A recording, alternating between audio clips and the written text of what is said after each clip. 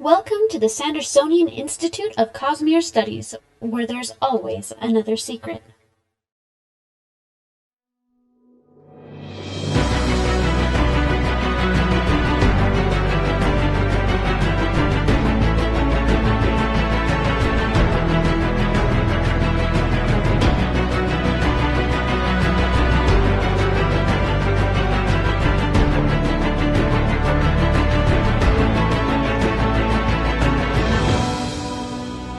Welcome back to episode 61 of the Sandersonian Institute of Cosmere Studies. Today is July 6th, 2020. I'm Bill, and I'm joined, as always, by my Argentius co-hosts Amy and Jordan. Welcome, guys. Man, you really dug into the source for that one. But you know what it means, and you know it's appropriate. Well, of course I do. Before we get started, we do want to remind you that the Sandersonian Institute of Cosmere Studies is not a spoiler-free podcast. That means if there's something in the Cosmere you haven't read and are worried about hearing spoilers, you might want to go read those first, then come back and join the discussion. In tonight's episode, we are going to be going into a bit of depth on Silence's fight in Shadows for Silence in the Forests of Hell, one of the Cosmere's shorter entries. For those of you who listen to the podcast recordings or watch the videos on YouTube, we do want to remind you that it's possible for our listeners to interact with us live via chat as we record each episode at www.twitch.tv/innkeeperstable. We record episodes of the Sandersonian Institute of Cosmere Studies every other Monday night, starting at 7:30 p.m. Pacific Time at 10:30 p.m. Eastern, so please join us, take an active part of the discussion, and just as a reminder, we are recording a bit out of our normal time slot tonight, so our next recording will be in 3 weeks, but the episode will release on its normal schedule. So if you don't watch live, this means nothing. Absolutely nothing. The Sandersonian Institute of Cosmere Studies is made possible by the support of our listeners and patrons. The show will, of course, continue to be free, but if you want to help us out, you can head over to patreon.com/Cosmere Studies. You can pledge $1, $2, however many dollars. No dollars, but we'd like you to pledge some dollars. If you can, that'd be awesome. It really helps out the show, whatever you can do. Patrons get immediate access to our Discord channel where you can talk about the show and the Cosmere with other listeners. It's a great community. We've got a lot of great discussions.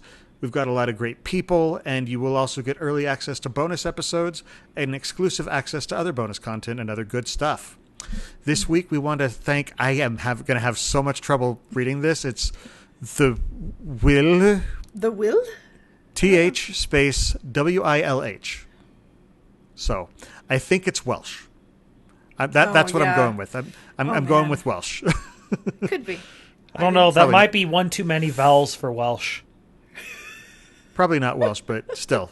Anyway, so we appreciate tonight we are talking about Silence's fight, plural, kind of, in Shadows for Silence in the Forest of Hell, and Amy's actually going to take the lead, so I'm going to hand it over to her tonight. So I liked how Jordan did his deep dive into Kelsier's fight, and Silence isn't my favorite character, but I just thought it would be kind of a fun scene to talk about.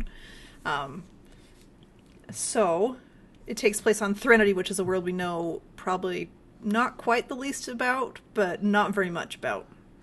Yeah, Brandon's got a planned novel for Threnody, and he actually had it created before he even got the idea of Shadows for Silence. I'd forgotten that.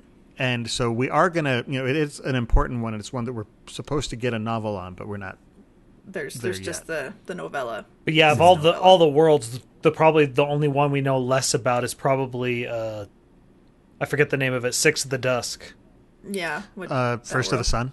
First of the Sun. First That's of what Sun, I'm like. yes. I knew it was a something. We know what you mean. Yeah. Speaking of planet names, though, do you know what Threnody means? It is, in fact, a real word in the English language. I mean, I should have guessed that just given all the fancy names. It's not silver, people have. I'm guessing, right? Because that's our Argent or whatever, it's right? a song of mourning, like a dirge. That seems fitting. Fitting, but, So sad. Depressing? I'm sad now. Yeah. Oh, yeah. You're devastated. I am. I'm devastated. Anyway, but Threnity's shard was ambition.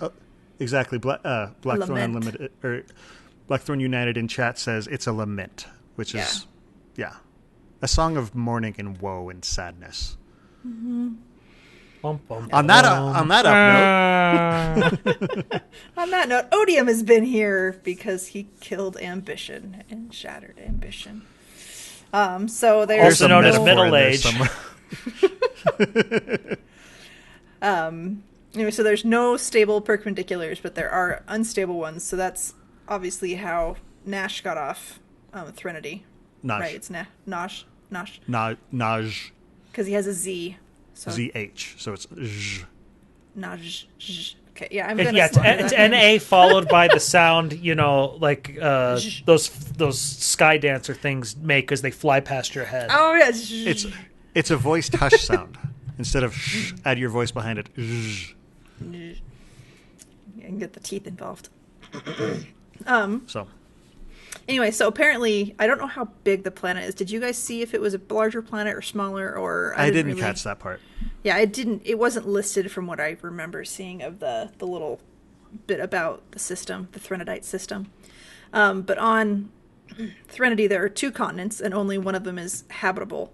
The first one has been abandoned since, quote, the evil is there, and nobody comes back alive. So we don't know exactly what's there, but it's pretty unpleasant, whatever it is. We don't go to the homeland. You don't go there, no.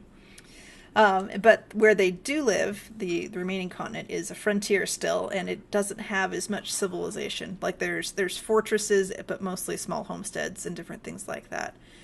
Which, yeah, it's kind of sounds very like the technology does not seem very high at all. No, it's that sort of pilgrim era of. It's very colonial America. That's not a time that personally I know of too many fantasy novels going for. No, they don't usually. I mean, I've seen some with like witches and things like that, but that seems like more TV shows and stuff that that do that. And it's more witch magic. And so, that's one of the things that really made me interested in this world when Brandon first said it. I was just like, that's kind of a unique take. Most people don't go for that era, because that's sort of when technology was sort of starting to come back in a good way, but not in any way that's really interesting.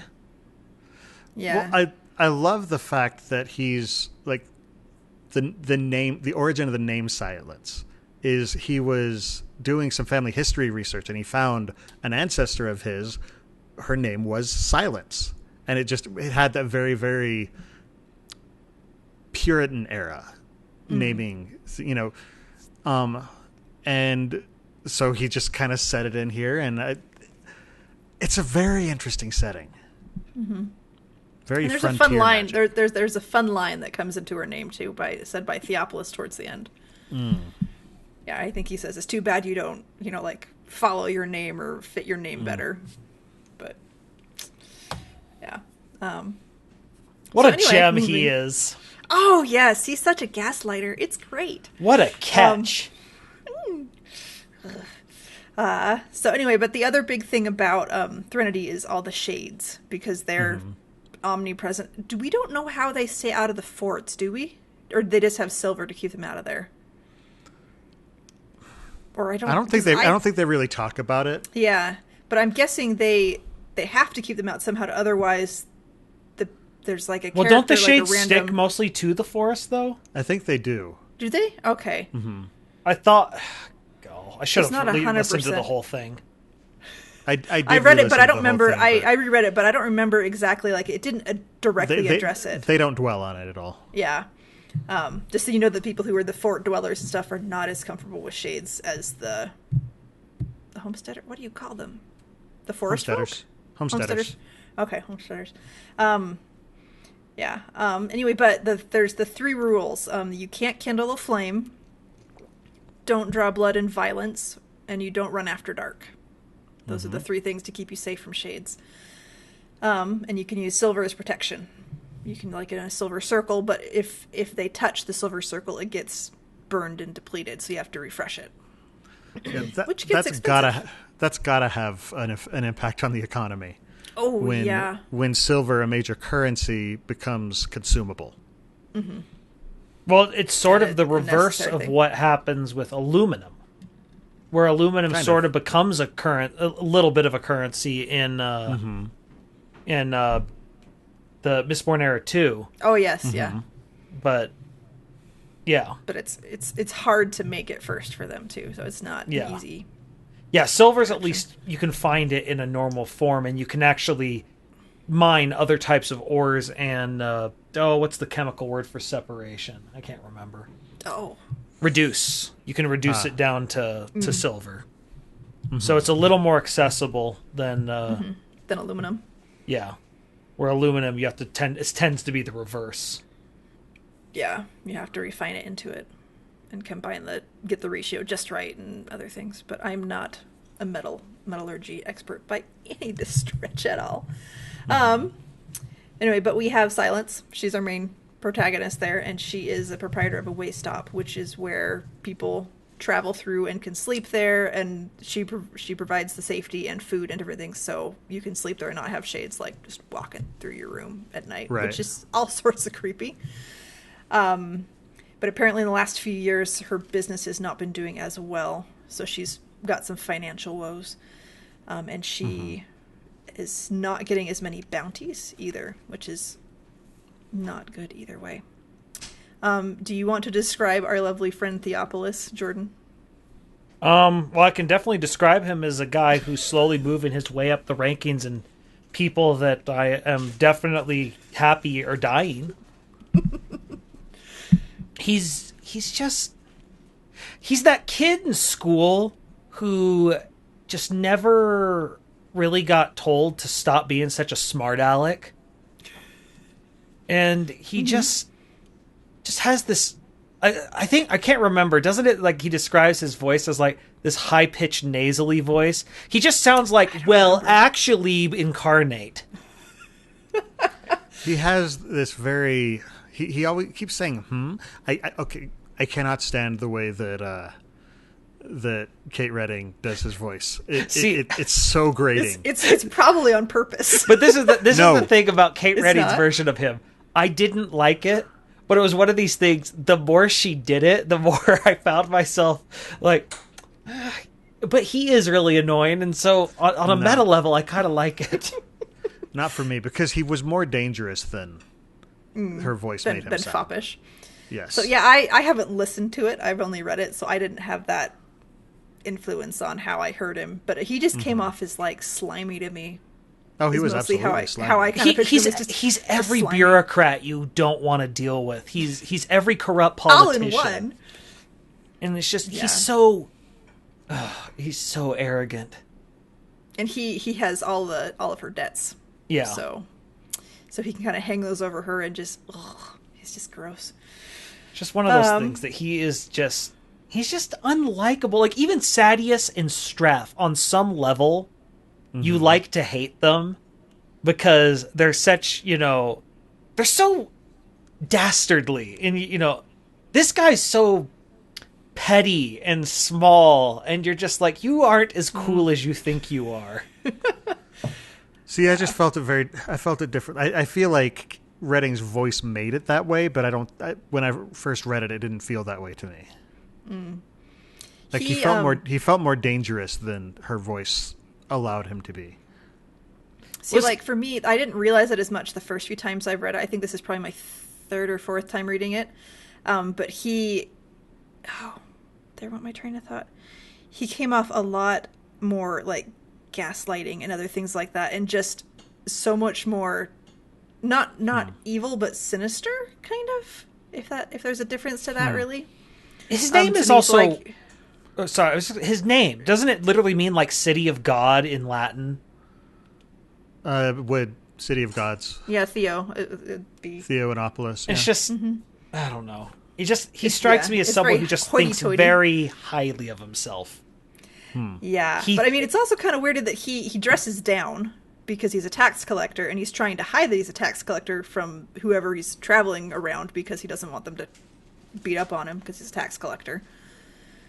But it also sounds like he dresses fancy enough to kind of still be trying to show off a little bit. I pictured him differently. Anyway, we're dwelling on a very different aspect. Moving on. Yeah, so Okay, so he is keeps up her facade of the White Fox and turns in her bounties for her because she can't do it directly because she doesn't go to the forts. And the only really stinky part is that he takes half the fee for doing that. But since he's also her debt owner, anyway, he has a writ of seizure that he shows up with. And this is kind of what really starts the story, is that she has this, he's going to take the way stop in like 2 or 3 days or something like that if she doesn't pay him. And he's like, oh, you can still work here, but you'll work under me. Anyway, so then we move on, and our other main characters are William Ann, her daughter, and Sabruki, who's 8 or so, and she's an orphan that she took in. And Sabruki's family was killed by Chesterton, and he's a really big bounty. So now we go on to the fights, now that we know who everybody is. But, so she sees Chesterton. I want to put the extra S in there. Chesterton. In her room? Dining room. And Common room. Common room, and she wants to go for him as her target because he is such a huge bounty that she will make enough to last her for a year or two, and that will get Theopolis off her back. It'll keep them stable. She needs that because things are getting more expensive and everything else like that. And so, but she has to, then we get to start seeing how she does her different hunts. And Theopolis sees her prepping or something like that, so he's onto the fact that something is up. But she doesn't tell him who she's hunting at all. So, do you want to cover the next part, Bill? Leading up on how she starts the setup? Because I'm talking a lot. Well, I was thinking we wanted to jump ahead actually to the fight, because a lot of it, the fight. Because the background is, it's a short story, so we're not really diving into, like, we want to focus on the fight itself. So, she's been tracking them with dyed horse urine, essentially. Yeah. Doesn't she mix it with some sort of fungus, I think? There's like a fungus or something that she puts in the water, and the horses drink it, and it loosens their bladders too. Yeah, so they leave a trail. I actually did see a post on Reddit the other day about this. I know nothing about horses, but the person who did it is apparently around horses a lot, and this was like their one complaint about the story, was that horses will not pee while moving. Like, they'll stop, just dead stop to do it. I have witnessed a horse who will pee when he's walking. So I think it's rarer, but but they usually do. Okay, I've never seen. I've seen the other. Yeah, number 2 while moving. They go when they walk. Yeah, but yeah, I think it was the lesson horse that I was on, and he was lazy, and he just would keep walking as he goes. Just very, very free. Yep, but I think they usually do stop. But anyway, just dive in. So that's how she's tracking him. Anyway, so she and William Ann, Silence and William Ann, they find Red's group, they find the tracks, and they go off this side.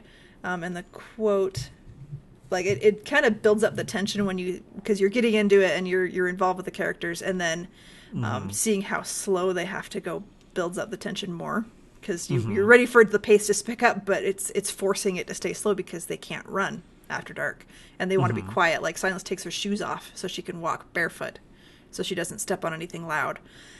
So she's silent. She's very silent. So anyway, this whole thing is just so interesting, because even though a fight is about to break out, because of the shades being there, it's almost like the fight is somewhat refereed. Where both sides, like, there's a line, there's rules that they both have to follow in the middle of a battle, which normally you don't have in the middle of a battle. Well, I mean, like, William Ann catches up. I forget, does William Ann catch up to her, or does she come with her? She comes with her. Okay. Yeah. And that's right, and she's told you'll need to leave at a certain point. But just, it's very, very Assassin's Creed, it feels like. Yeah, that's true. I didn't think about that. Sneak up behind them, take them out one at a time so as not to alert the others. And she drugged him too, so they're more groggy than they would be. See, and to me, a lot of this felt actually more like an XCOM, like when you're coming out of stealth, because you're having to execute each one by one without them noticing you. And so you sort of set everything up and then go. Have either of y'all played Horizon Zero Dawn? No. I've seen pretty pictures from I've watched you play Horizon Zero Dawn. This is true. When you're attacking, there are bandit camps, and you're trying to sneak through. First off, there are way too many bandits in every single one of these bandit camps, but that's a whole other rant.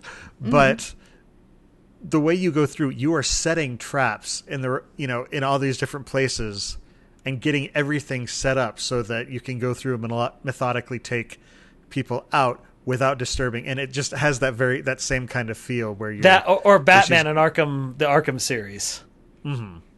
But basically any stealth-based game. Any stealth like game that. Like Dishonored 2 probably would work. Yeah. But because she has to do it very, very specifically. And no blood and everything. Exactly. And so in some games, you get a special bonus if you go through without alerting anybody. And so that's kind of what she's trying to do, because if she alerts somebody, well, somebody's going to bleed. And that's not good. Yeah. And so, but they managed to get all of them except Red. So gruesome. No, Chester. Yeah, it's Chesterton. It's one of the most gruesome things I've read that Brandon's written. Oh, wait, you're not a fan of the sack and the hammer? Yeah, it's effective, but very brutal. Brutal. Right. One could say it's a little blunt. Get out. Yeah. Whatever, Amy liked it. I could tell by that one little note she just released from her mouth. Yeah. Yeah, I can do that. But it is clever because they're tar lined. Basically, they're insulated against the shades. I don't know how that works, but sure. Yeah, I mean, she probably had to experiment, and that's probably what worked. I don't even want to think about experimenting, trial and error. Well, the thing is, that's probably we learn a lot about how her grandmother trained her. Her grandmother was a vicious woman. Her grandmother didn't hunt bounties, though. I mean, she taught her how to fight, and she taught her how to fight, but she didn't. She taught her how to survive. Survive, yeah. Because there's a quote way later when you finally see her grandmother in person, when it's a flashback, and then Silence thinks something to the effect of I have a plan that you would never dare to do about taking bounties. So I get the feeling that her grandmother didn't ever hunt people down. She probably had to kill people in self-defense, but I don't see her. The thing about testing it's just this should work. But you still have to test it the one time and know that if it doesn't work, you die. Then you're just in trouble. Yeah, Ugh. I'm thinking too hard about that. It's gross. So they managed to get everybody but Chesterton. My goodness, that name. She manages to chase him down. He wakes up. That's the thing. He was the last one they were going to get. Yeah. She was going for a perfect sweep, but then she alerted him. The exclamation point goes over his head, and he starts running off. He runs off. Yeah. Dun, dun, dun, dun. And she has to leave William Ann to finish off one while she tries to go and get Chesterton, and she's duking it out with him on the ground. And here you go, 14-year-old girl, beat this man's head in with this rock. Yeah, well, I go chase down this guy to go do that to him. When they say that Threnody is a really, really dangerous world, they're not kidding. No, they're not. Bill, if you're not hardcore, unless you live hardcore. Can I actually take just a brief moment for a little sidetrack? There was one thing I noticed when I was reading the essay at the beginning. They say that even in the cognitive realm, it's dangerous. That's right. Even there, it's because if the shades are cognitive shadows, they probably can go either way. And in Mistborn, I don't know why because when they say dangerous in the cognitive realm, my first thought, of course, is Cell, where Elantris takes place, which is ruling with and so it's just like, oh no, another place where the cognitive realm is dangerous. This is so what occurs worrisome. to me, and I didn't think about it until now, is in Mistborn Secret History. So if you haven't read that, wait for a minute. They mention that they're like, oh, we're near Threnody, or we have to worry about shades again. So it sounds like they are in. They're on a border. They're on a border. Okay, so I mean, Kelsier doesn't see any, but the people in the castle thing. Of course, who knows how they actually behave on the. We don't know. I mean, but we just know that they are a threat there. We do know from Naj that there are certain rites you're supposed to go through to become one of these things. Because when he sees Kelsier, he's just like, this shouldn't be, this is insane. You shouldn't happen.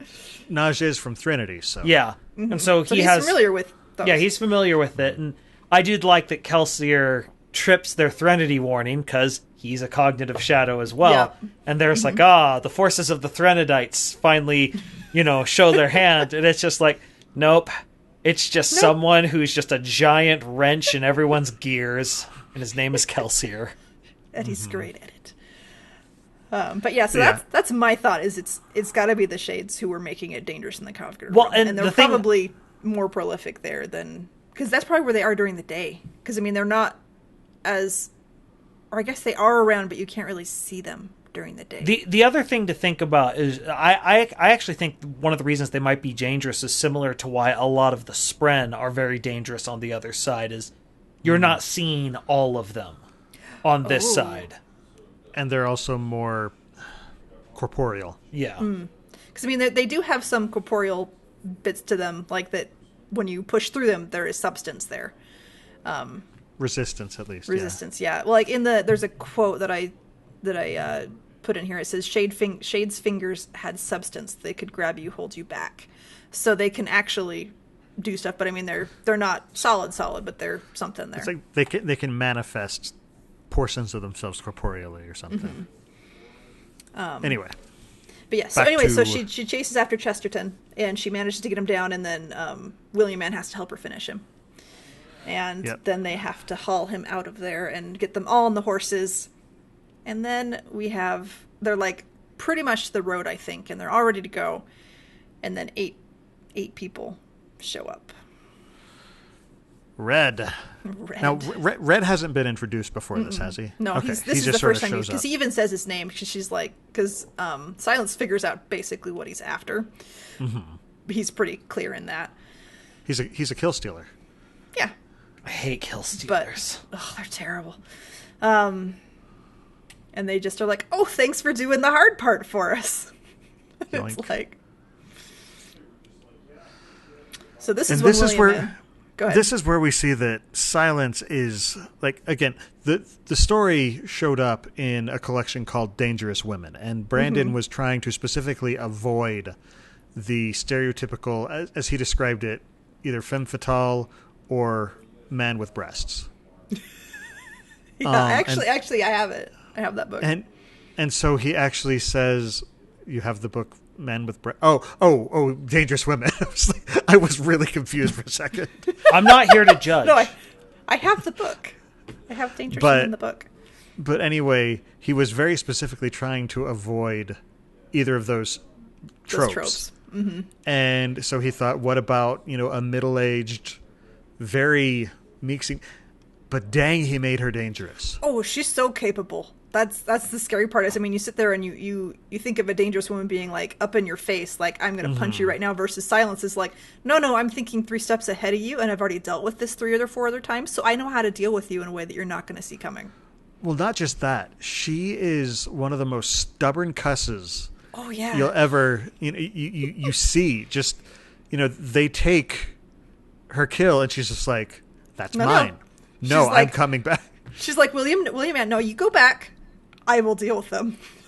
I will take care of this. And she just refuses to die. Like, she's a Force Scout, and they survive. And that Brandon really does have certain themes that he kind of likes to latch onto, but they tend to work out very well, and he presents them in different ways. Like, she just will not die to the point where she actually comes back from death, thanks to Dom help, or- but still. But yeah, so they end up using. So she follows them for like an hour or something like that. Wow. Ish. Yeah, but she the picture that I put up is her in like the mushroom field, and that's where they're waiting for them. And they have she puts out a bomb, kind of, or a trap. What would you call it? Like a pressure. An explosion, a mine. Yeah, a landmine. Yeah, I guess sort of a landmine. Anyway, but it has to. She sets it up in such a way that A homebrew Horse. landmine. the horse sparks it, not her. Because if she sparked it, the shades would go after her, because it's sparking the fire, the flame, which you're not supposed to do. And so it takes a couple of horses going over it, but it does go off, and there's no like shrapnel really, but it causes lots of chaos. And Chesterson's horse, the one that he's on, ends up a little bit away from everybody else, and there's chaos and running around. And I guess William Ann is still there. She isn't sent away yet. No, I think she. Oh no, I forget. She's there, Yeah, I think, or she meets up with Silence there or something, because she was yeah. waiting She for. comes back after she murders the last of Chesterton's men. Oh, She catches okay. up with her. Yeah. So there's lots of chaos going on, and Silence is very slowly walking with Chesterson's body away from the road so she can get away from all the shades. And she mostly makes it, but then there's two of them that do follow her, and she has to take care of them. And so she slices through one of them with her silver blade, and the other one takes her a second, but she also gets it with the silver blade. But it got her hand, and so her hand starts to wither away, which is all sorts of ugh. Well, I guess it gets her arm, so her whole arm is starting to wither and going numb and ugh, creepiness. I personally really But- like the idea of her as she's just slowly walking away, and it just, very Kronk in Emperor's New Groove when he's got him over his shoulder. She didn't do her own theme music, thank goodness. No, she's very Well, quiet. might She's have. silent. She's silence. Yes, she is Silence. But William Ann comes back then. I think this is when she comes in, and she puts the emergency silver that Silence has and like dumps it on her hand to try and bring it back, and that works. But Silence is of course sitting here going, "That was too much of it. Now I have to pick it up out of the dirt," because Right. they didn't need to use too much, because William Ann was panicking, because it's her first real fight. Well, I guess second, because this is the second fight. What It's a busy It's day. been a long night. It's a long night. Yeah. It's a very long night. So Red's group is still getting massacred there by all the shades, and Silence and William start carrying off Chesterson's body now that Silence's hand is coming back to normal. And Silence has a little flashback line from her grandmother, and William Ann just said to Silence, said, she's like, "You've told me all about it. You told me all about fighting. I know how to fight. I know how to deal with this." And Silence is thinking to herself, she's like, "Told, never shown. Shadows, grandmother. I know I disappoint you, but I won't do it to her. I can't, but I am a good mother. I will protect them." I love that thought. I get because- emotional even reading that. It's terrible. Well, just her relationship with her grandmother is absolutely fascinating. Mm-hmm. Like the line that she gives later on, she says, "I hate you. Thank you for making me hate you." Yeah. It almost feels like, rather than this being a planet Ambition was on, it feels very Autonomy. It's And like, I mean, thank you. it's not. The same way that Yeah. It's- sorry. It's possible autonomy has been there. We don't know. Mm-hmm. The But same it's- way that that Patchy, prepares the trappers. Yeah. It by being just incredibly dangerous, by being harsh. It's sort of the same. It feels like a very similar relationship. Yeah, it does. I hadn't thought about that. But yeah, Silence would not be as effective as she is without that harsher Yeah. training, but it's still. Yeah, I her would have a relationship really with hard her time doing that. grandmother is very interesting as well, just because it has almost a drill instructor feel to her, where it's the idea that I think it's from Full Metal Jacket, the opening scene where he's just talking about, "You will hate me," and he's like, "But you will," and he's like, "But the more you hate me, the sharper you'll be in the field, and you will survive because of it. This is my job." And he's like, we will not like each other. This is the point of this. And she sort of takes that thing, whereas Silence can't be that cold to her daughter. And so she's like, all right, I'm going to have to protect her because she can't be hard enough to make it so that William Ann can protect herself the way her grandmother did. Yeah, because the little bits we see later, they're so brutal. I mean, I could never do that to my kids. I have a hard enough time pushing them to do the low-level stuff that I'm like, you need to be able to do this to be a functioning person.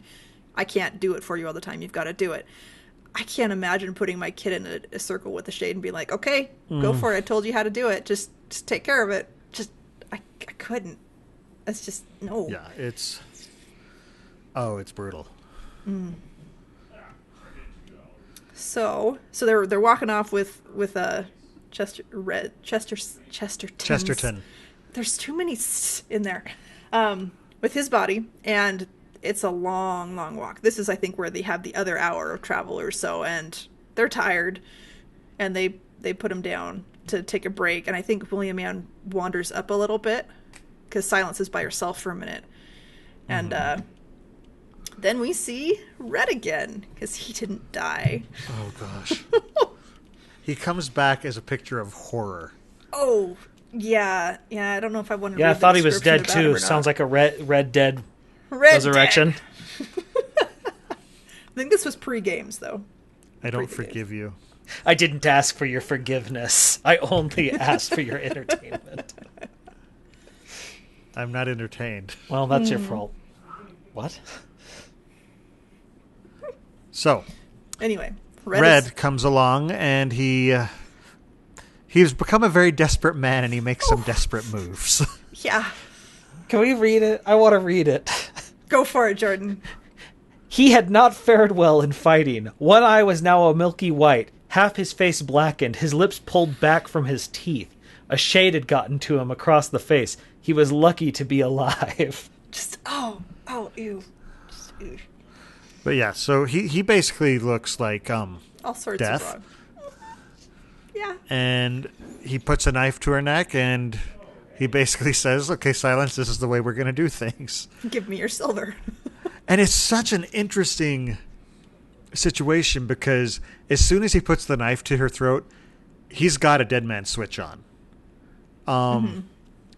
But if he, it's also the kind of thing like he really is taking his life into his own hands because the instant you draw blood, they are on you. Because there are shades around, but they're calm right now. But as soon as he draws blood, they will go full red on you. Can I just say, what must the homeland be like if they would prefer to stay here than go back and face whatever the evil is? What must the evil be like? Yeah, I don't even know. When it's worse than this. Well, I mean, you've played MMOs, Bill. This is like the middle zones. The homeland is the end game raid content. Oh no. I'm never going to get to max level. Never. That's Anyway, where the high but yeah, bears are. it's But yeah, scary. so there are, basically horrifying, immediate, it reminds me of the scene from The Emperor's New Groove where Kuzco wakes up and he's surrounded by all these sleeping cats, like sleeping jungle cats. all the jaguars, yeah. And they're all the jaguars, they're just sleeping around him, and it's just like the slightest thing could set them off. That's what it feels like a life would be like in the forests. Mm-hmm. And yeah, the instant Red nicks her neck, it's like that moment where he steps on the twig and none of them look at him, and then he's the squirrel breaks a twig and sets them off because he made a squirrel angry. Right, but then they don't do anything, and he's like, "Ha!" and he laughs at them. Then they turn, and then they all turn on him. That's what it feels like, is when all the shades, just as soon as it's nicked, whoosh, they're all just facing him, and you done messed up, Ron. Mm-hmm. Yeah. So anyway, but I think she throws over her silver knife to him to appease him because that's all she has that's silver. All that she claims to have that's silver. Yes. And what I always hate this when villains or whoever else is like saying, "Oh, you did something terrible to me, so I have to get back at you," and you want to sit there and go, "You started this," because he says, because he says that you killed my men, and she's like, "They killed themselves. You come to my forest, take what is mine. It was your crew or my children, Red." Yep. I just love that she calls it her forests. It's very Kaladin. The skies are mine. I claim them. Yeah. Yep. It's not a pleasant place, but it's hers. Remind me, where does the crossbow bolt come from? Was that from Theopolis? No. Yes. Was the bolt from Theopolis? I thought the Well, bolt. he's the one who shot it. Oh, okay. That's The one that right. took He Red. shoots. The one that shoots Red is Theopolis. The bolt was out there from earlier. Well, from an earlier thing. Was it the same bolt? Because I thought she found the bolt from. Oh, maybe it's no. That's Sabruki right. later. It's a different one. So this is a totally different one. Because she has her special silver crossbow bolts. This was just a regular crossbow that came out of the blue wall. And that made him Nick. William That's right. Yeah. So then all the shades are angry again, and Red, of course, shoves William Ann through one because he's just that great of a guy. What a horrible person. Oh yeah. There's all sorts of wonderful people here. Well, also, he's doing it to get it to go away, and I'm just like, it's a ghost. You pushed her through it. It doesn't care. Yeah, ghosts can't go through doors. They're not like fire. They're not fire. Yeah. Anyway, so Silence manages to get William Ann and is dragging her off, but neither one is doing well. William Ann is all just withering and stuff because her face and her left side got all shoved through the shade. So she's just dying. And Red he's all sorts of doomed. But she manages to pour silver around her because she can't drag William Ann much further. And they're just right outside the way stop, which is so horrible that they're that close to safety, and it's not great.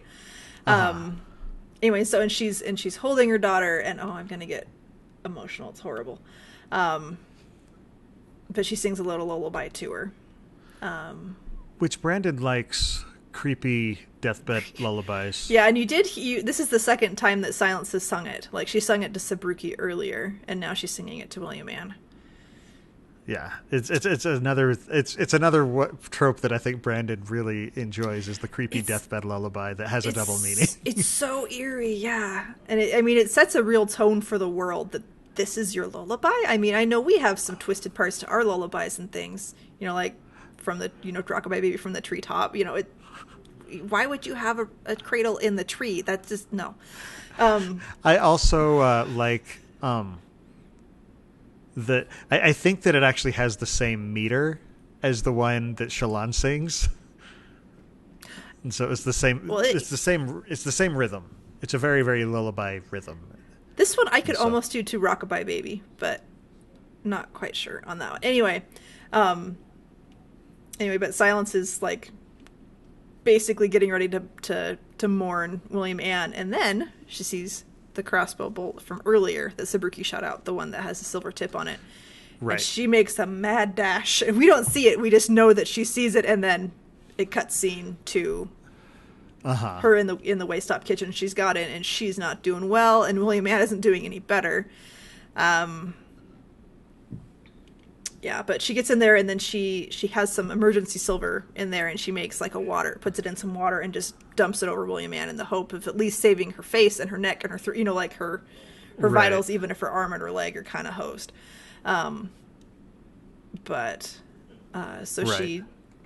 She gets in there, and then she passes out because she's so done because she beat a path through with the arrow. Yeah, but they're still because all right it's silver, there. And so she sort of used it as a weapon to drive them back. Mm-hmm. But she's still not doing great, and then we get a lot of people aren't doing great in this book. It's super rough. It's so dark. But anyway, the scene breaks after she passes out, and it goes to the flashback with her grandmother. Mm-hmm. And this is where the first time we actually see her grandmother instead of just hearing about her. And so Silence is pregnant with William Ann, and we don't see her husband or her. He's not even a husband, I don't think, is he? William? I don't think William was her husband. No. Yeah, but her guy. Yeah. Poor guy. William Ann's father. Yes. And he and her grandmother did not approve of him. And we don't know. Do we know what happened to Silence's parents? No. I don't think we don't. I'm going to assume that bad things happened. Probably. Well, of course, bad things happen to everyone on this world. This is not a happy place to be. No. I just anyway, wanted to but go on that limb. Anyway, so her grandmother is like just chewing her out and and is getting religious in her and talking about the God beyond, and saying that the God beyond brought them to this land, and you need to respect this land, and you need to, and you're better off without William, and then that's when she says that I'm pregnant, and so she's like, well, that's just how it is, so we're just gonna have to keep being tough. It's interesting. William Ann earlier is sort of chastising her about not being religious. And Silence's response is, that she's, she doesn't pray, but she does believe in the God beyond. And isn't that enough kind of type thing? Yeah. The other thing that's interesting is that the God beyond is not only referred to on Threnody, it's referred to on Cell in The Emperor's Soul, I believe. Oh. I believe Shai talks about the God beyond. She might, yeah, I don't remember for sure. But so that's kind of interesting, and it's the God beyond is mentioned a couple times in the story. It's a very, very Raphode subject. If you ask anything about the God beyond, you're going to get a Raphode. Yeah. So we see the little flashback, and it's not very long. But you finally get to see your grandmother and finally understand a little bit more about the relationship. And then the scene breaks again. And so, like, it's getting to, like, this is the third fight, is about to happen. And, the pace is picking up and you're really worried and everything. And so, like, having the rapid scene breaks kind of keeps the tension up a little bit, that you're breaking back and forth, just kind of like how it did at the end of Elantris. Anyway, and so Dob shows up. And he's the one who saved Silence. He poured some silver down her throat and whatever else, which sounds also sort of not tasty at all. Well, I mean, we have read Mistborn, in which people are drinking metal like left and right. So, in the grand scheme of things, not as different as other stuff. But don't do it at home, folks. We promise it's not going to work out well. Remember, kids, drinking metal saves your life. Particularly silvery liquid. No, that's mercury. No, not sanctioned by us. No. Anyway, but Dob is like, did you get your target? And she's like, what are you talking about? And he's like, I'm an idiot, ma'am, not a fool. I like Dob. He's just a very, very simple, he gets solid very guy. Short scenes, but I like him. He's one of the few guys I like in this story. Like, most of the guys are horrible people. At least the ones you get much time with. He's just very simple folk. He's good people. Good stuff. Good stock, yeah. So we finally get a little bit of downtime for Silence because she's safe at home. William Ann is resting and is as good as she's gonna get. Like, she's still alive, she's breathing, her face is okay, but Silence can see that her left side she doesn't know how well they're gonna have to amputate her arm, her leg, she doesn't know how well that's gonna work. And she's like, I'm pretty sure she's going to be not doing very well in the marriage department later. But yeah, which is a shame, because she actually mentions earlier that she was expected to be a beauty. But she's still alive, so that's you got to take the few wins you have here. Yep. And then when Silence is like looking around and going, oh, morning is going to come soon, or is it morning? I think it's still night. But she's really tired. She's been up all night. And she's realizing that she left all of her supplies out on the table. And she's like, oh, I got to clean those up. And then in walks Theopolis. Yay. And this is where you get even more of his lines. And these are more of the lines that make me really hate him even more than I did before. Especially because you're seeing Silence is connecting all the dots for how he had things happen tonight. Like, he did a lot of it. I think earlier she suspected that he had sent Red after her, but she wasn't 100% sure about it, because who else would have known? But There's a chance that they just happened to cross her, but it's more likely that Theopolis sent them. And he totally plays dumb. He's like, oh, no, I didn't do that. That wasn't me. But then she's like, it's on your shoes. Because he walked through the stuff. Thinks he's so much smoother than he is. Yeah. Yeah. That's the thing about Sadius and Streff. They're willing to get their hands dirty. Like, they send other people to do the dirty work, but they don't really hide from it. That they're these brutal people. Theopolis tries to pretend that, oh no, I'm this civil person, and oh, look at me. Yeah, the line that drives me crazy. So he steps forward and he's kind of coming after her now. And she unlocks the shrine and he grabs her and like kind of shoves her away from it, thinking that she's going for a weapon, and he's like, I'm disappointed, Silence. Can't we be civil? And I just line. It's just he's so patronizing. Well, it's just like Red as well. It's you are the one who escalated things, not me. You're the one. Yep. Yeah, I mean, Silence has not done anything antagonistic really to Theopolis. She's a cornered badger is what she is. Mm-hmm. Honey badger. You gotta give her honey badger. She don't give an ass. She don't give a shadow. Nope. Wow. Anyway. Yeah. So anyway, but and Silence just keeps talking, standing up to him and stuff, but she doesn't do any strikes or anything like that. And Theopolis keeps patronizing her, and then I think she makes him angry enough that he slaps her and draws just one drop of blood from her nose, like it hits her nose. And she, it's just great. So let me read the quote. She says, "Fort City fool," she whispered, then flipped the drop of blood at him. It hit him on the cheek. "Always follow the simple rules, even when you think you don't have to. And I wasn't opening the pantry as you thought." Because did you guys catch the foreshadowing this time around, or did you realize there had been foreshadowing of what was in there? No, I didn't. I missed it. It was, I think this time was the first time I realized that the foreshadowing was there, because earlier, like 20 pages before, there's a quote saying, describing the way stop, saying, "A long-standing tradition that no unwanted shades were trapped within." And it's that unwanted. No, unwanted shades, exactly. Which, yeah. Learn your rules. Learn your rules. If you don't, you'll be eaten in your sleep. What is that from? I've heard that. From The Office. It's the lullaby Dwight Schrute. I think it was his mother would read him. Or his mother or his grandmother. Yeah. She would sing him. Oh, man. Oh. Yeah, Dwight's horrifying childhood. But yeah, no, the mention of unwanted shades, I actually heard that I was just like, because no unwanted shades. Well, you would assume all shades are unwanted. All shades are wanted. It's just an extra descriptor. But no. There's a reason for that. But occasionally Casper the Friendly Ghost is great when he murders people for you. Well, and she, still looks like it's new enough that she still looks like Silence's grandmother.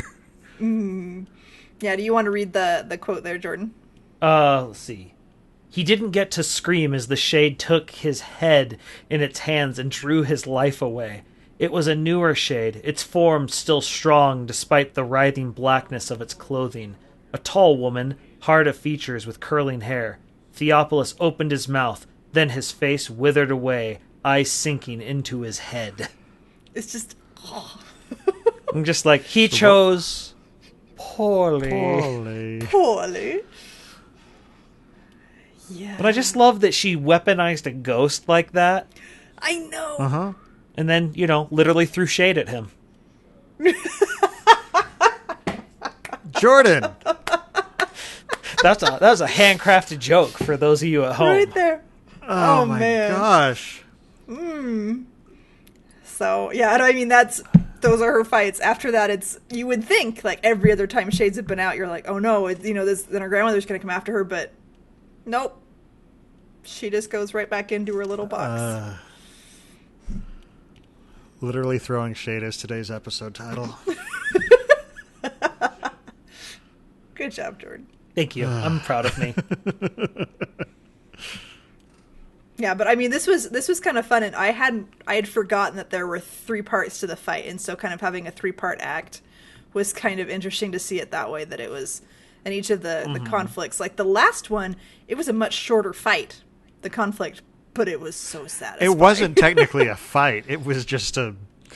It was an argument that ended with Theopolis dying and getting. It was a sacrifice.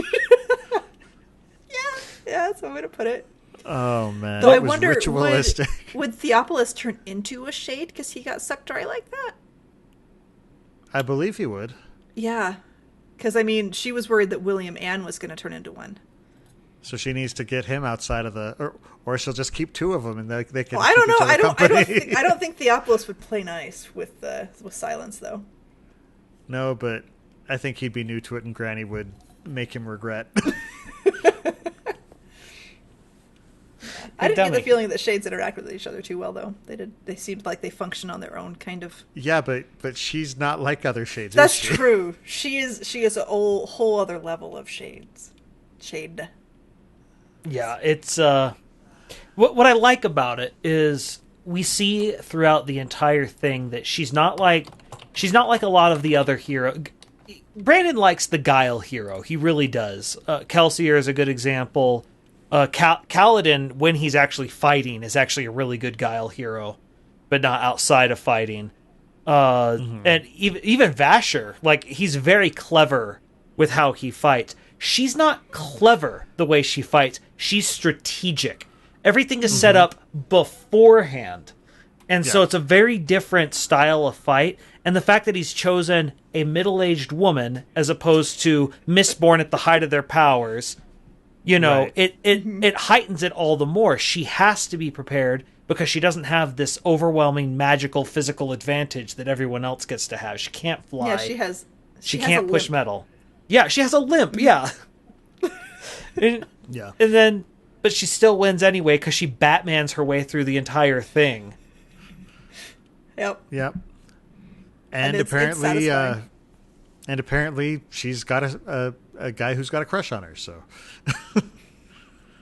what was his name?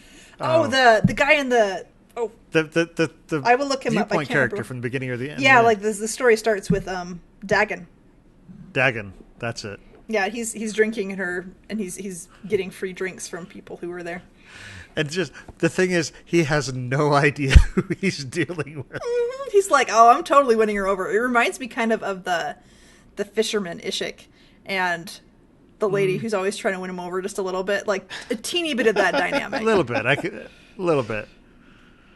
See, But- and I just with all the stuff he's doing, I just hear more of Wayne and I'm like Renette. I'm wearing her down slowly but surely. Oh, That actually works pretty well, I think. Yeah. So, apparently, there is a disagreement between Brandon and Peter about whether Hoyd shows up in this story. That's right. Yeah, because Brandon Which I said find this amusing. This is the first book where Hoyd doesn't show up, and Peter's like, actually, I think he does. What? What? I wrote Which it. I find incredible. My personal thought is that there was an original White Fox. Because that just seems so very, very Hoyd. Build up a legend yeah, around you himself. That's my probably- speculation, yeah. is that there actually was a White Fox and Silence adopted it. I Yeah. don't know. It's not like Hoyd's ever built up legends around himself before. That's my personal headcanon. I like it. It's a fun one. That's a good one. And it's literally, since it's the color of his hair, a headcanon. But yeah. It's good. I like it. It's good. I had never thought of that. I like that. I'm adopting that. Blackthorn United does now make a question there, but he can't kill. True, he can't personally kill. Yeah, but he He could could lead people But to if die. He could set up let a- the shades kill it, then Yes. you don't have a body. he could set up a bomb and let the horses kill them for him. And who's to say that it has to do with actually killing? Yeah, it could be a live. It could be a live bounty too. Well, because remember the White Fox doesn't necessarily. He's not a murderer necessarily. He's a bounty hunter. Mm-hmm. So there are live bounties probably too. Yeah. And so yeah. I like that headcanon. It's good. That's fun. I just feel like now I have no idea if that's even who Peter's talking about. That's just my headcanon. That's a fun one though. I had not thought of that. I kept trying to fit him in somewhere at the bar, but I really like that. But yeah, it's interesting. This whole story it's one of these things that when he said Silence isn't the protagonist of whatever the novel is, I was a little bummed out just because she's so unique. Mm. Yeah. But at the same time, it's not like she's going to exactly go on any world hopping adventures. I wonder if it'd be Naj. Could be. It could be Naja's origin story. Who knows? Who knows? But we don't know. We don't even know if Naj is from this era of Threnody. Yeah, we have no clue. Oh, that's true. He could be from centuries before or centuries after. We don't even know where this story fits in timeline-wise. Yeah. Yeah, we don't. But no, so. I really like Silence, and I would love, another short story involving her if possible, but I don't know what short story you tell. Brandon has said we probably won't see Silence again. And we hear her. And so we can't hear we're getting Silence. A Threnody novel, but it probably won't involve Silence. Yeah. It'll probably be set somewhere else, probably. I could see that. Mm-hmm. Like elsewhere, else when. Who knows? My guess is Elsewhen, because I don't think you can drop the idea of the evil in the other continent, and that's not what the Threnody novel deals with. It's very possible. Either the beginning of it or the end. We don't know. Either trying to fix it or running away from it or something is the end. I don't know. Or explaining where it came. Yeah. There are possibilities. All right. Yeah. Thanks to our patrons, we are able to hold monthly giveaways. All of our giveaways are open to everyone and free to enter. But because we've only recorded our last episode a week ago, we haven't completed the giveaway yet. So in our next episode, we are actually going to both announce the winner of our current giveaway for a Mistborn lanyard, and we're also going to reveal what we'll be giving away next time. So make sure to be there for that. Mm-hmm. Special thanks, of course, to Brandon Sanderson's online store at store.brandonsanderson.com for sending us so many awesome goodies to share with our listeners. And also, I bought a shirt that says, "Ask me about the Cosmere." And I'm very proud. I've got a Cosmere shirt, too. Awesome. I've got a shirt Bill gave me right here. Get with the program. Come on. It has my catchphrase on it. It's like the Cosmere, but different and not at all the same. In any possible way. So, look, last time I wore a Brandon shirt, I ended up accidentally spoiling stinking. That's true. That's fair. But this is not a spoiler-free podcast. No, well, but the problem was it turns out my workplace should have been a spoiler-free work. So I told you guys about Doman before, my stupid coworker who just somehow figured out he figured out something was up with Vin's earring in book 2, and I'm just like, he doesn't even know about hemalurgy. What am I going to do with this guy? And I accidentally wore the shirt Bill gave me one Christmas, where it's the 8-bit one, where it's 8-bit swords asking, Assassinated White, would you like to destroy some evil today? And he's just like, is that Nightblood talking to Zeth? And I'm just like, no. I have to bold-faced lie. And he's like, but isn't that a different black talking sword? He's like, isn't that what Nightblood says though?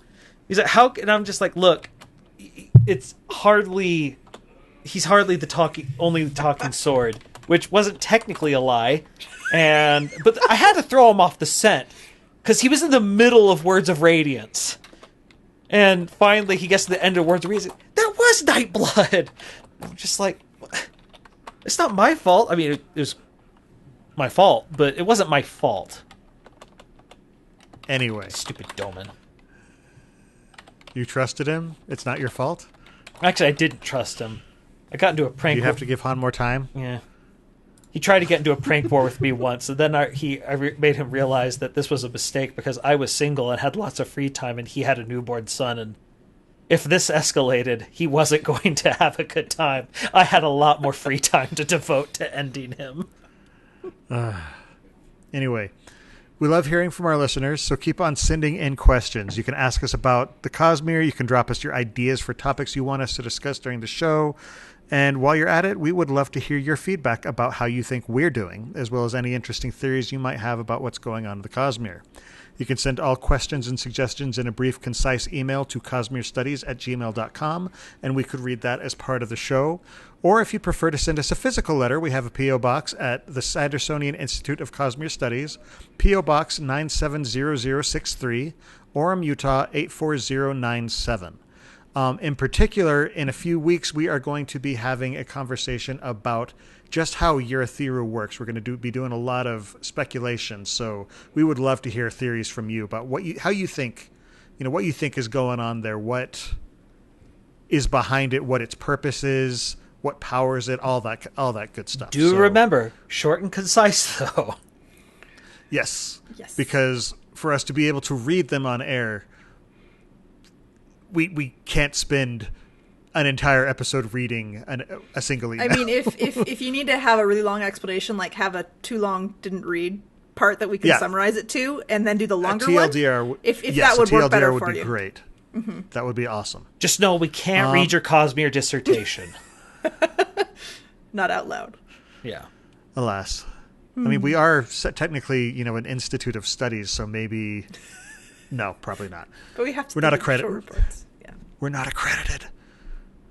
Anyway, outside of the pod. So if people did get a degree from our institute, it would literally have to be a BS, wouldn't it? Jordan, you've already got the episode title. Stop. I do? You're out of control. See, and I thought Amy had it with too many S's in there. Huh. We'll talk. Anyway, we each do have our own personal projects outside of the podcast. So, Jordan, where can we find your stuff? You can find me at twitch.tv/splicestream. We're doing more Amiibo stuff, but maybe focus more on my YouTube, which is also YouTube/splicestream. By the time that this gets posted, I hope to have a couple of videos posted on how you can train Amiibo if you so desire, which you should, because it's fun. Cool. And Amy? Thank you. My Facebook is Coincidence Cosplay and Props. My Twitter is @CoincidenceCosp because my name is too long. My Instagram is @coincidence_cosplay, and my website is www.coincidencecosplay.com. I also have a YouTube channel, but it's just gobbledygook right now, so just search for Coincidence Cosplay and maybe you'll find it. I only have the one video up, and it has, I think, 0 views, but that's okay. It's the first video. Anyway, but it's me taking the animated Lucifer stuffed animal and shortening his tail. And I have plans for more videos, and they're going to go out first to the patrons. To clarify, the Lucifer she is talking about is the cat from the Cinderella, cat. not the... not the Satan. devil, no. Sorry, the furry one that chases mice. Yes. Yeah. So anyway, but yeah, I've been kind of chasing my children and doing other things more than I have been posting on my my stuff. But I do have plans to finish my VIN and then try and get all my other projects sorted out and done, which would be nice because I'd like to have finished cosplays compared to half-done ones. So that's kind of what I've been doing, just surviving. So. And as for myself, when I'm not here, I have another podcast with my friend Dylan, otherwise known as Diesel Martini, because Jordan loves that screen name. It's fun. And we talk about board games. It's called The Innkeeper's Table, and new episodes come out Friday mornings. It's available on Apple Podcasts, Google Podcasts, basically anywhere you can find podcasts. Same places you can find this podcast. You can also find The Innkeeper's Table. So go ahead and listen to us there. You can also check out our Instagram page at Innkeeper's Table Podcast. There is a direct link to audio there. And our most recent episode was about Splendor, which is a great intro engine building game. And the next episode is going to be about a game that's very different while scratching a similar itch to Splendor, Century Spice Road. I've also got a bunch of board game reviews over at www.innkeeperstable.com. And I post about games on Facebook, Twitter, and Instagram, all at Innkeeper's Table. For those of you who want to support the Sandersonian Institute of Cosmere Studies, but you can't be patrons just yet for whatever reason, we'd love it if you just share the podcast with your friends, let them know about the show, and don't forget to subscribe and to like and subscribe over on youtube.com/Cosmere Studies. So before we go, any final thoughts on Silence and her vicious nature hidden behind? She's so awesome. I just love Silence. I wish, like, when I get old, I kind of want to cosplay her, even though I'm probably just going to get, you're the generic fantasy lady. And I'll be like, yes, that's totally who I am. Thank you. But anyway, I mean, get yourself a good pioneer-style outfit and walk with a limp. You got this. They have the drawing in the front. So there is a picture reference of her, even though there's no color involved. But you can get one of those name tags that says, "Hi, my name is Silence Fontaine," and see who actually would get it. The thing, actually, as I think about it, actually, by the time you're about old enough to do Silence as a cosplay, like, this is going to be so far down the line of Brandon's book. This is going to be the ultimate hipster Cosmere cosplay. What are you talking about? We're going to have the Threnodite Renaissance, where people just consider this to be the best thing. Like, they're going to make a movie of it, and it's going to be bigger than Game of Thrones. In all honesty, of all the things Brandon has written, this might be the easiest thing to adapt. It would, because I mean, it's fairly contained, and you could explain the rules of the world really pretty fast. Well, and you know what? Sorry, this is a completely different aside. This would also probably be one of the easiest things to get a big name actress to do, because this is a role that would be far outside what they normally get to do. Probably. Interesting. I now want this. You know what I want? I want somebody to make a show that each episode is just a short story from a different author.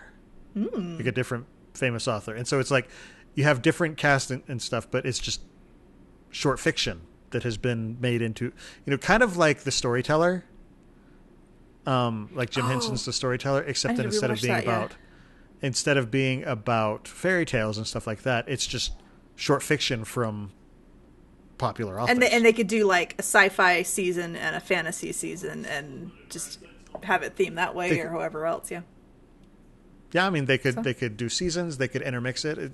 It's just, yeah, that would be kind of fun, because it'd be good, because there's quite a few authors that do. She said shorts. Oh, give it up! I have a 5-year-old. That have they apparently submit, so do I. They submit short stories for collections, like with Dangerous Women, which Shadows for Silence in the Forest of Hell came out in first, and different things like that, and it would be an interesting way to do it. And so you can be like, oh, I liked that story. And then you find their other novels and their other short stories or however else they do it. Yep. So if you do that, cool. Please credit us with your idea. Or at least just make it really, really, really good. That would be cool.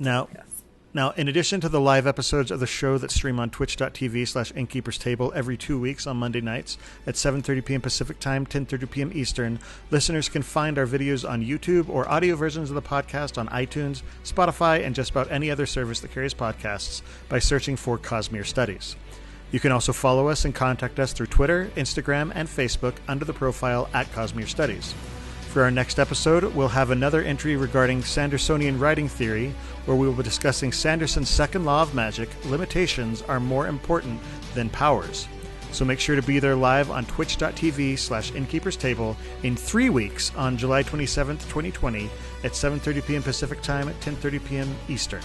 Until then, on behalf of Amy, Jordan, and myself, thanks for listening, and remember, there's always another secret.